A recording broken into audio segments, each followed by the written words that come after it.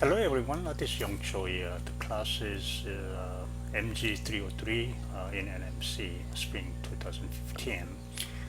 This video clip is about illustrating or guiding the homework 8 in chapter 8. And I assign question number 29 and question number 37 in chapter 8.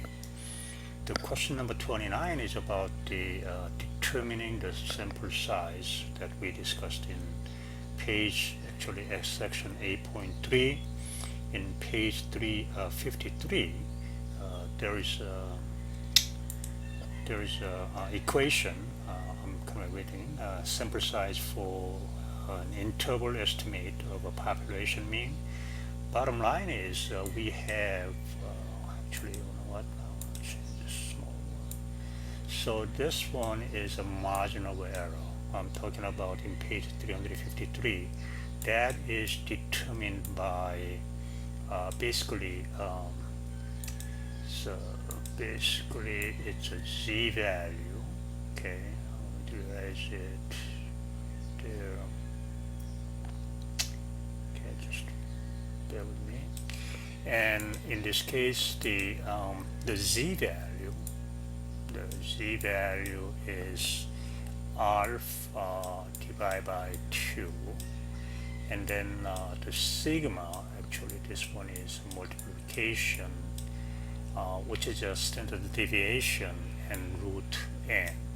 In the class last Friday I mentioned this is a table value multiplied by basically standard deviation portion right there. But in sampling, we divide by the root n. That's the sample size. But the bottom point is we need to calculate the n, in this case, with a given value margin of error. So in this case, the margin of error, when you look at this one, is a 75 second, which is 1.25 minutes. Okay, then this one is 1.25. This one is the value that you can take it. Bottom line is this one is a 95%. Actually 95% is the case that here somewhere confidence interval is a 95% right there. And in the table we need to kind of get this value, which is a 97.975, and then subtract basically 0.025. The handwriting is not quite good, so this one is a 0.025, something like that. Okay, so that gives the 1 point, the z value 1.96. So you can use this one, 1.96. Anyway, this marginal error equation will be rewritten to the equation 8.3. So that is, you see, n equal to basically z value that we're talking about in here, right there, and I multiply by, actually, you know what, exponentiation 2, and then the standard deviation, in this case sigma exponentiation 2 with the marginal error, in this case exponentiation 2. So basically you can plug in here, you know, 1.25, and this is the value that we have, so like this, and this one will be the sample likely proportion, in this case 4 minutes, so you can get it.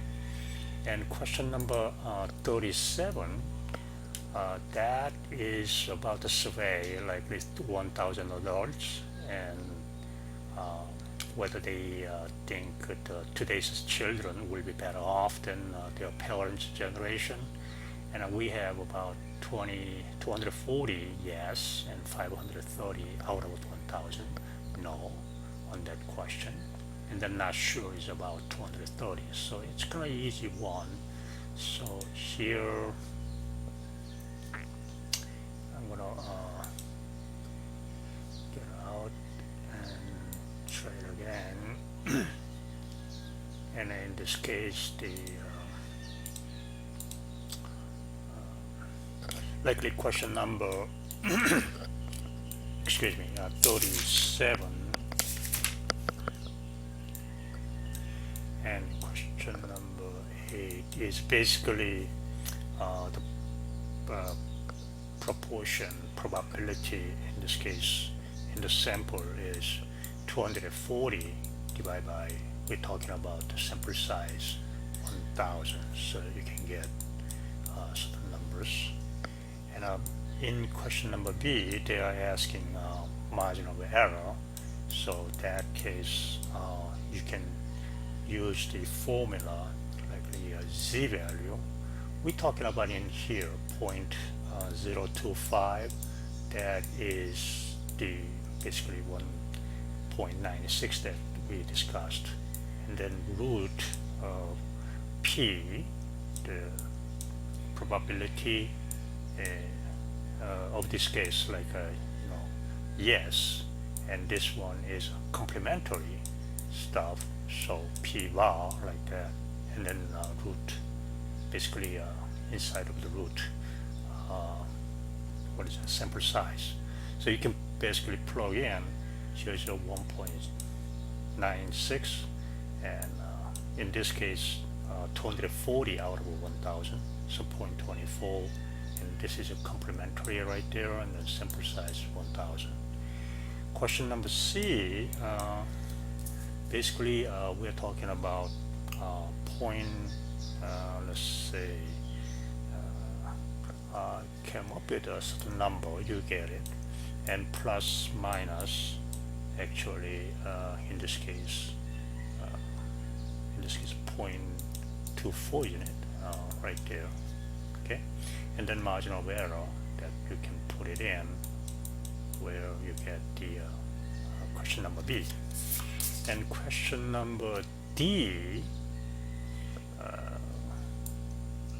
right there, we're talking about different figures. So in this case, out of 1,000, 530 persons saying, not any better than their, parent generation. So it's the same token. We use a 1.96, and then this one will be 0.53, isn't it? And then this is a complementary. We're talking about same sample size, so you can figure out. By the way, all these things likely, as you compare to, in this case, C and D, and we have D has, this one has more margin of error, because I guess the probability that we use, this one is like what is it, point, in this case 0.65 that I came up with. The other one is 0.0309. So obviously D portion is greater than C. That's the reason that we have such a great, greater than the other one. So, thank you.